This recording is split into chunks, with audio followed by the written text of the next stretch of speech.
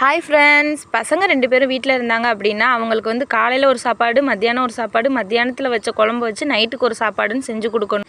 இன்றைக்கி சனிக்கிழமை, சரி பசங்க 2 பேரும் இன்றைக்கி ரசம் வைங்கம்மா, ரொம்ப நாள் ஆச்சு ரசம் வச்சு அப்படின்னு சொல்லி சொன்னாங்க. வீட்லேயும் காய் வந்து நான் அன்றைக்கி வாங்கிட்டு வந்த காயில் பொரியல் காய் மட்டும்தான் இருந்துச்சு.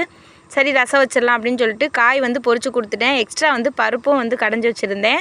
ஒவ்வொரு நாளும் குழம்பு வைக்கிறதெல்லாம் எனக்கு பெரிய பிரச்சனையாக இல்லைங்க. ஆனால் குழம்பை வந்து அவங்கள சாப்பிட வைக்கிறது தான் பெரிய பிரச்சனை. எந்த மாதிரி டேஸ்ட்டாக கொடுத்தா சாப்பிடுவாங்க அப்படின்னு தான் பார்த்து செய்ய வேண்டியதாக இருக்குது. குழந்தையா இருக்கும்போது நம்ம ஊட்டி விட்டுருவோம். எந்த குழம்பாக இருந்தாலும் சரி ருசியாக இருக்குது அப்படின்னு சொல்லிட்டு அவங்களுக்கு ஊட்டி கொடுத்துட்டோம் அப்படின்னா சாப்பிட்ருவாங்க.